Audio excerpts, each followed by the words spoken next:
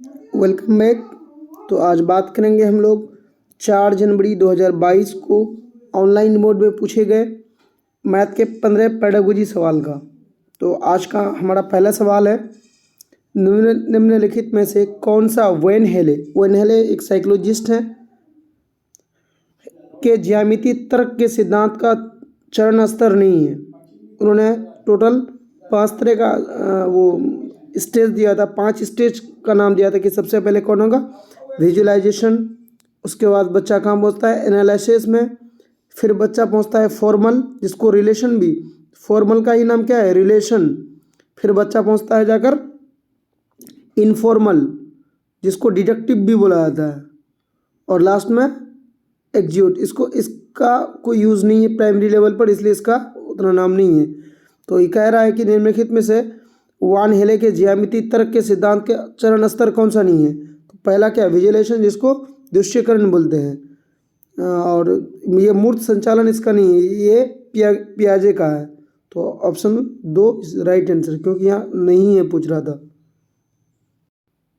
आप अगर उनके जो स्टेज है उनको लिखना चाह रहे हैं तो यहाँ से लिख सकते हैं।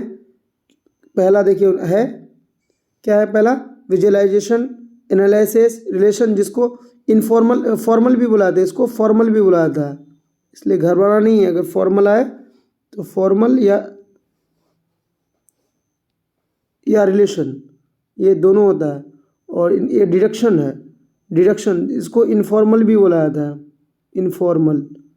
और एक्जियोमेट्रिक, इसका कोई यूज़ नहीं है प्राइमरी लेवल पर, इसलिए इसकी चर्चा हम लोग नहीं करेंगे। और ये इसको डिडक्शन को इनफॉर्मल भी बोला जाता है और रिलेशन को फॉर्मल बोला जाता है। चलेंगे नेक्स्ट क्वेश्चन में। इंग्लिश में ऑप्शन दिया हुआ है, देखिए विजुअलाइजेशन है,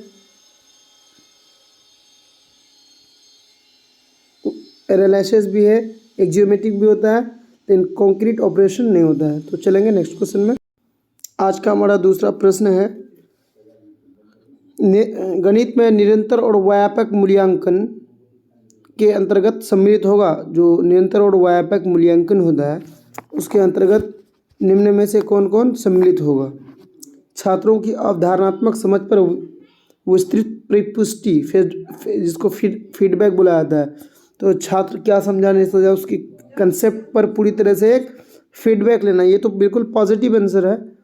और चलेंगे दूसरा में, कक्षा में फेल और पास बच्चों की संख्या प्रतिशतता के अनुसार केवल शब्द होगा, नेगेटिव हटा देना है। संपूर्ण वर्ष में छात्रों की प्रगति, ये सही बात है, छात्रों की प्रगति के बारे में हम लोग ज़्यादा से ज़्यादा जानने की कोशिश करेंगे, ये भी सही है।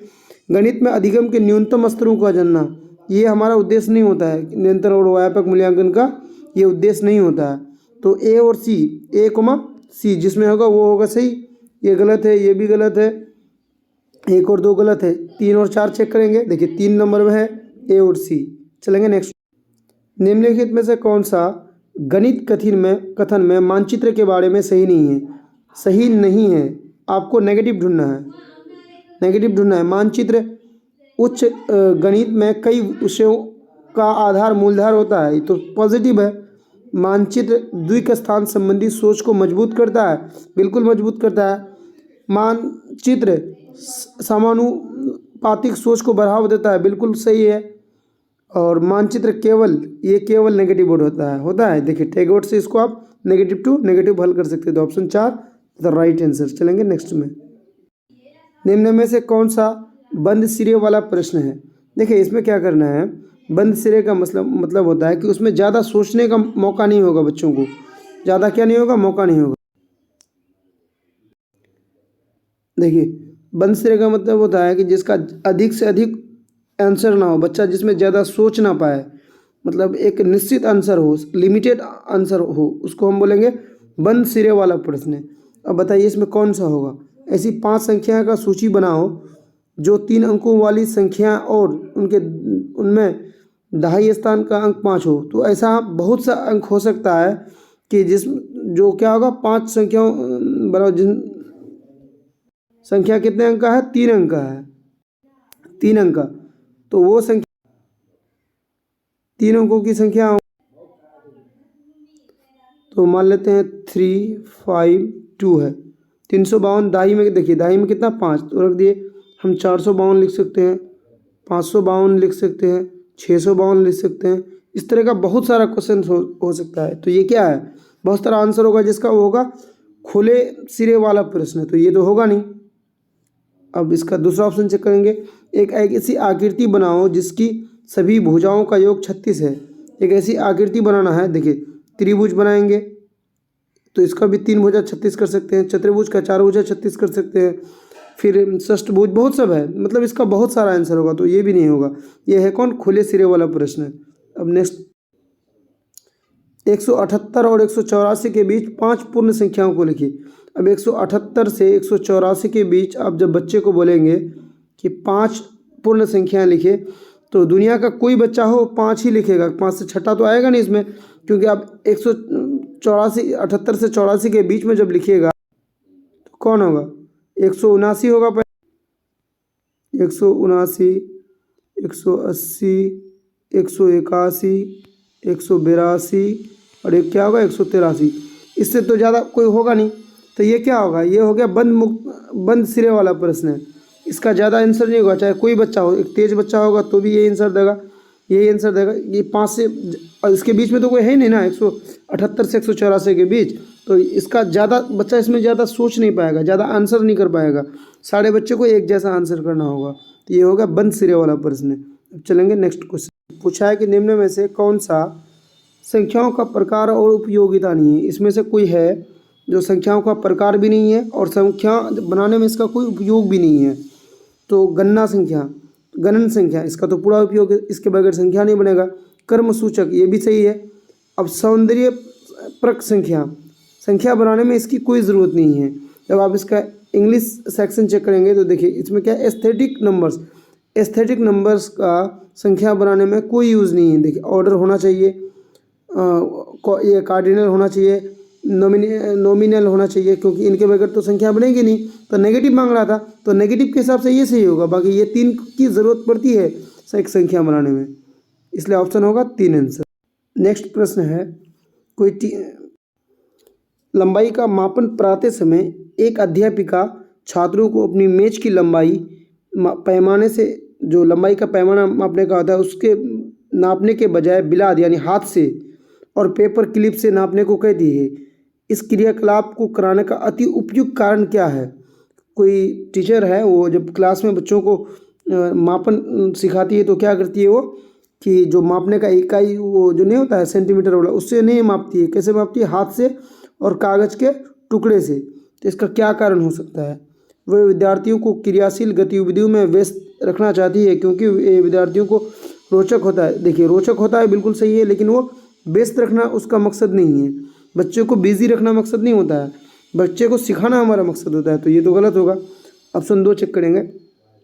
वह अपने विद्यार्थियों को ये सिखाना चाहती है कि पेपर क्लिप के द्वारा लंबाई का सही मापन कैसे किया जाता है। नहीं, ये उद्देश्य नहीं है कि पेपर क्लिप के द्वारा हम सही मापेंगे और वो जो सेंटीमीटर का जो पैमाना होता है उससे नहीं मापेंगे, ऐसा कोई उद्देश्य नहीं होता है। और ऑप्शन 3 है, वह चाहती है कि उसके विद्यार्थी पुराने तरीके से वस्तुओं का मापन करने का अभ्यास करें। ऐसा भी नहीं है कि पुराने से करें या नए से करें, नया बुरा है पुराना सही है, ऐसा नहीं है। ये 3 का 3 गलत है। तो चौथा चेक करेंगे। अब चौथा में है कि वह चाहती है कि विद्यार्थी मापने के लिए मानक इकाइयों की आवश्यकता को समझे। ये है राइट आंसर। क्यों, क्योंकि वो टीचर ये चाह रही है कि इससे जो मापेंगे तो बच्चे जो है स्टैंडर्ड, जो मापने का स्टैंडर्ड इकाई होता है सेंटीमीटर, वो एक स्टैंडर्ड इकाई है, उसकी आवश्यकता को समझे, वो समझे कि उसकी कितनी वैल्यू है। तो 4 इज़ द राइट आंसर। ये नहीं रहता तब हम एक को लगा सकते थे, लेकिन उसमें एक वर्ड वेस्ट, एक नेगेटिव वर्ड डाल दिया था, तो ये 4 नंबर से होगा। आज का हमारा नेक्स्ट प्रश्न है, एक प्राथमिक विद्यालय में गणित की अध्यापिका अपने छात्रों को रूलर, जो रूलर होता है पैमाना, निकालने के लिए कहा, क्योंकि वह लंबाई के मापन विषय को पढ़ाने जा रही थी। ठीक है, छात्रों को भ्रांति हो गई कि वे राजा या रानी कैसे निकाल सकते हैं। अब देखिए उनके पास रूलर जो पैमाना होगा वो 2 तरह का होगा, एक राजा और रानी। अब उनको ये भ्रांतियाँ हो गई कि क्या निकालेंगे। तो इस प्रकार के शब्द श्रुतिसम भिन्नार्थक सपनाम शब्द कहलाते हैं। तो इस प्रकार के जो शब्द होते हैं वो कैसे कहलाते हैं? सपनाम या भिन्नार्थक। कक्षा में अध्यापिका इस प्रकार की चुनौतियों को कैसे संबोधित कर सकती है? इंटरेस्टिंग है, डेली लाइफ से जुड़ा हुआ है, बच्चा ऐसा कर सकता है। अंग्रेजी भाषा की अध्यापिका को इस प्रकार के शब्दों के साथ अर्थों को अंग्रेजी की कक्षा में पढ़ाने के लिए कहकर, नहीं ऐसा नहीं है। अब मेरे मान लेते कि हम मैथ पढ़ाते हैं तो कहेंगे कि नहीं ये टीचर जो इंग्लिश के टीचर आएंगे तब उनसे समझना, नहीं ऐसा नहीं कहेंगे। जब भी पढ़ाते समय इस प्रकार के शब्द आते हैं तब अध्यापिका को बच्चों का ध्यान गणित के संदर्भ में प्रयुक्त इनके विशिष्ट अर्थ की ओर आकर्षित करना चाहिए। बिल्कुल ये सही हो सकता है, लेकिन आगे चेक करेंगे क्यों। अगर इस तरह का सवाल आए तो हम बच्चे को गणित की ही भाषा में समझाने का कोशिश करेंगे और चाहेंगे कि बच्चे का ध्यान गणित की ओर चले जाए। तो सेकंड राइट हो सकता है, लेकिन हम 3 और 4 को चेक करेंगे। देखिए ऑप्शन 3 में है अध्यापिका को इस प्रकार के शब्दों की एक सूची अर्थों के साथ बनानी चाहिए और छात्रों को उसे स्मरण मतलब याद करने के लिए नहीं देना है। 3 नेगेटिव में है। ऑप्शन 4 अध्यापिका को ध्यान नहीं देना चाहिए। क्यों नहीं ध्यान देंगे? बच्चा कुछ बोलेगा उस पर ध्यान देना है, तो ऑप्शन ये भी गलत है, तो ऑप्शन 2 सही होगा। अब नेक्स्ट क्वेश्चन में कक्षा 3 की अध्यापिका अपने छात्रों के लिए निम्नलिखित प्रश्न पढ़ती है। अगर मैं 2 दहाई में से 2 इकाई घटाती हूँ तो उत्तर क्या होगा? ये कोई टीचर सवाल करती है कि अगर मैं 2 दहाई, तो 2 दहाई कितना होता है? 10 और 10 20, उसमें 2 इकाई, 1 और 1 2 घटा लेते हैं तो कितना होगा? छात्रों में से एक छात्र जवाब देता है उत्तर 0 होगा, तो ये तो छात्र गलत जवाब दे रहा है। निम्नलिखित में से कौन सा उपयुक्त संदर्भ में सही है? अब ये 4 दिया गया है कथन, कौन सा सही है? छात्र द्वारा दिया गया उत्तर सही है, तो ये सही नहीं है। छात्र में स्थानीय मान की संकल्पना को दृढ़ करने के लिए शिक्षक को मूर्त सामग्री का प्रयोग करना चाहिए। हाँ ये सही हो सकता है कि बच्चे में जो है प्लेस वैल्यू की धारणा कंसेप्ट सही नहीं है, उसके लिए मूर्त सामग्री यानी जो कंक्रीट होता है उसका इस्तेमाल करेंगे। हाँ ये सही हो सकता है, लेकिन आगे चेक करेंगे। शिक्षक को अभ्यास के लिए 10 समान प्रश्न देने चाहिए, नहीं इससे नहीं होगा। और चौथा में है शिक्षक को छात्र के उत्तर पर ध्यान नहीं देना चाहिए, गलत। छात्र के उत्तर पर ध्यान देना है हमको, उसकी गलतियों को देखना है कि बच्चे गलती कहाँ कर रहे हैं, जहाँ गलती कर रहे हैं उस जगह को ठीक करना है। तो बच्चे क्या कर रहे थे? प्लेस वैल्यू स्थानीय मान को नहीं समझ पा रहे थे, तो अब क्या करेंगे हम? कंक्रीट इस्तेमाल करेंगे, कोई ऐसी चीज़ का इस्तेमाल करेंगे जिसको बच्चे को दिखा सके और दिखाकर पढ़ा सके। तो second is the right answer. भिन्न की योग अवधारणा के पाठ की योजना बनाते समय एक अध्यापक आयताकार पट्टी को मोड़ने के क्रियाकलाप का उपयोग कर रहा है। ऊपर दिया गया क्रियाकलाप एक है, तो बताना है आपको ये कौन सा क्रियाकलाप है। यहाँ देखिए क्या है, क्वेश्चन को की बारीकी को समझना है। जब क्वेश्चन की बारीकी को समझ लीजिएगा तो आसानी से जवाब दिया जा सकता है। देखिए अवधारणा की पाठ योजना बनाते समय, जब अवधारणा जो भिन्न की अवधारणा है, जब उसकी क्या कर रहा है? पाठ की योजना बना रहा है। योजना बनाते समय कर रहा है, तो क्या कर रहा है? ये विषय वस्तु का क्रियाकलाप। बिल्कुल सही है कि विषय वस्तु का क्या कर रहा है? क्रियाकलाप कर रहा है, बाद में कर नहीं रहा है। ये होमवर्क तो कर नहीं रहा कि मतलब घर से ऐसा कोई योजना बना कर ला रहा है, ऐसा तो है नहीं। और समय की क्षति है चौथा ऑप्शन, ये भी गलत है। चलेंगे नेक्स्ट क्वेश्चन। प्राथमिक स्तर पर गणित की अच्छी पाठ्य पुस्तक के लिए निम्न में से कौन सा लक्षण अत्यधिक महत्वपूर्ण है? देखिए प्राइमरी लेवल पर जब बुक छापेंगे तो उसके लिए सबसे अच्छा क्या देंगे कि बच्चों को अच्छा लगे। तो अवधारणा को संदर्भ के साथ परिचय देना, जब बिल्कुल सही बात है, ये होना चाहिए, लेकिन बाकी को चेक करेंगे। अवधारणा जो होता है, जो कॉन्सेप्ट होता है, उसको हम इस संदर्भ में देंगे कि बच्चे को लगे कि हाँ ये हमारा डेली यूज़ का है, बच्चे को लगे कि ये फैक्ट है, ये सही चीज़ है, सही बात है, तो ये सही है, लेकिन आगे चेक करेंगे। अभ्यास कराने के लिए इसमें केवल नहीं होगा, ये आकर्षक और रंगीन होनी चाहिए। सिर्फ रंगीन अट्रैक्टिव होने से नहीं होगा, किसी चीज़ को जब उसमें दीजिएगा तो कंसेप्ट को जब दीजिएगा तो संदर्भ में होना चाहिए, ये ज़रूरी है।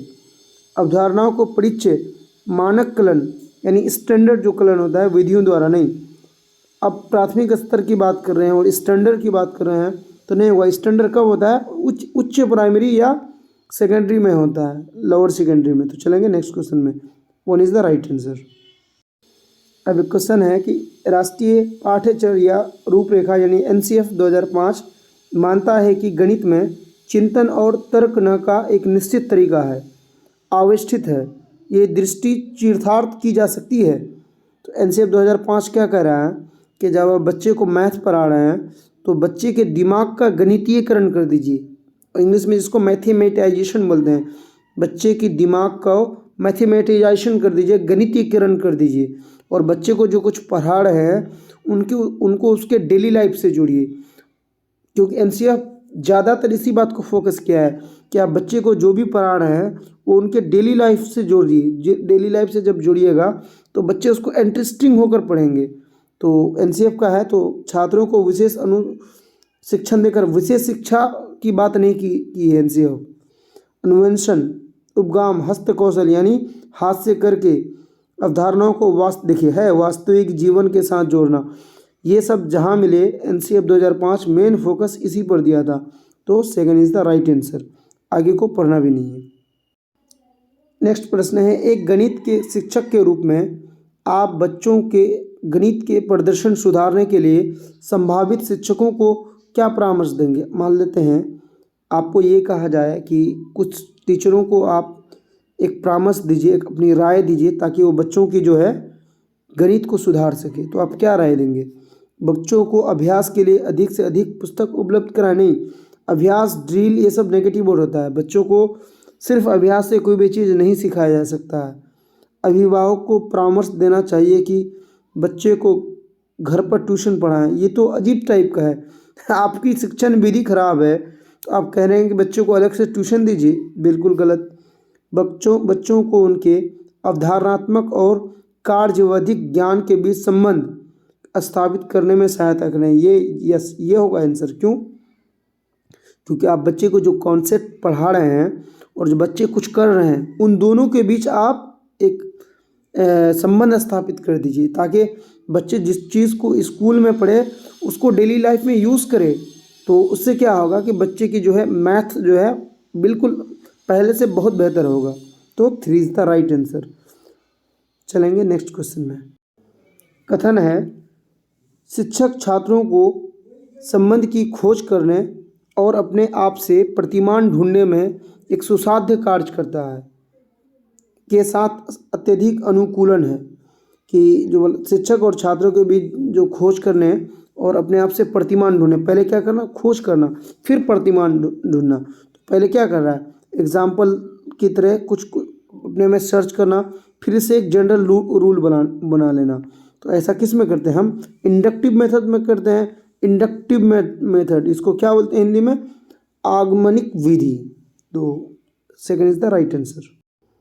एक प्राथमिक कक्षा का अध्यापक, प्राइमरी लेवल का कोई टीचर है, वह अपने विद्यार्थियों को अपने आस पड़ोस कम से कम 5 परिवार में कक्षा 5वीं में पढ़ रहे लड़के और लड़कियों के आंकड़े एकत्रित करने के लिए कहता है।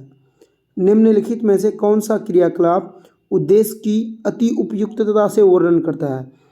जब आप मान लेते हैं कि आप स्कूल में पढ़ा रहे हैं, आप 5वीं के बच्चों को कह रहे हैं कि अपने अगल बगल के 5 घरों में कम से कम जाओ और वहाँ से कुछ डेटा लेकर आओ, लड़का और लड़की उसमें दोनों शामिल है। तो इसका क्या उद्देश्य हो सकता है? विद्यालयों को अपने आस पड़ोस में लैंगिक जेंडर भेदभाव के प्रति जागरूक करना? नहीं, इससे देखिए ये पॉजिटिव आंसर है, ऐसा नहीं कि नेगेटिव है। हो सकता है लेकिन हम आगे और चेक करेंगे। हालांकि इसमें क्योंकि हम डेटा एकत्रित करने के लिए कह रहे हैं तो ये हमारा उद्देश्य नहीं है, लेकिन ये पॉजिटिव है, लेकिन आगे चेक करेंगे। प्रकरण आंकड़ों का प्रबंधन का परिचय देना, ये ज़्यादा पॉजिटिव है। जब आप आंकड़ा एकत्रित करने के लिए कह रहे हैं तो बच्चे को क्या होगा? इससे एक डेटा का पता चलेगा, डेटा का बच्चे को इंट्रोड्यूस हो जाएगा डेटा से। तो ये सेकंड, एक नंबर ऑप्शन से नंबर 2 ऑप्शन ज़्यादा बेटर है। आगे चेक करेंगे। विद्यार्थियों को अपने समुदाय से परिचित करना, नहीं, ये हमारा उद्देश्य कतई नहीं हो सकता। और ऑप्शन 4 में क्या है कि विद्यार्थियों को एक अवकाशकालीन गृह कार्य नहीं, बच्चे छुट्टी में हैं और उसको कार्य दे के बिजी रखना, ये हमारा मकसद नहीं है। तो ये कौन हो, 1 और 2 में ऑप्शन 2 सही होगा। क्यों? क्योंकि जब आप आंकड़ा पढ़ा रहे हैं तो इससे बच्चे का क्या होगा, इनफॉर्मल तरीके से बच्चे में डेटा का इंट्रोड्यूस हो जाएगा। तो second is the right answer. निम्नलिखित में से कौन सा एक चरण पोलिया द्वारा दिए गए समस्या समाधान के चरणों में नहीं है? पोलिया द्वारा दिया गया जो समस्या समाधान था उसमें वो समस्याओं को समझने के लिए भी कह रहा था, योजना भी बनाने बोल रहा था, फिर पुनः योजना, ऐसी कोई बात नहीं कही है उन्होंने, फिर योजना का संचालन करना, ये भी सही है। तो क्या बोला था, कौन नहीं चरणों में नहीं है, तो पुनः योजना बनाना ऐसा कोई नहीं था। तो पूरा हुआ आज का हमारा CDP का जो 15 सवाल था। और आप हमारे साथ यूँ ही जुड़े रहें। आपको यहाँ 2011 से 2022 तक जितना प्रीवियस ईयर हुआ है सबका मैथ और जितना भी ये सब्जेक्ट है सबको एक्सप्लानेशन के साथ हल किया जाएगा। बस आपसे रिक्वेस्ट है कि हमारे चैनल को सब्सक्राइब करें और अपने दोस्तों के साथ शेयर करें। हमें इससे क्या होगा कि एक मोटिवेशन मिलेगी और हम काम कर सकेंगे। थैंक यू दोस्तों, थैंक यू फॉर वॉचिंग।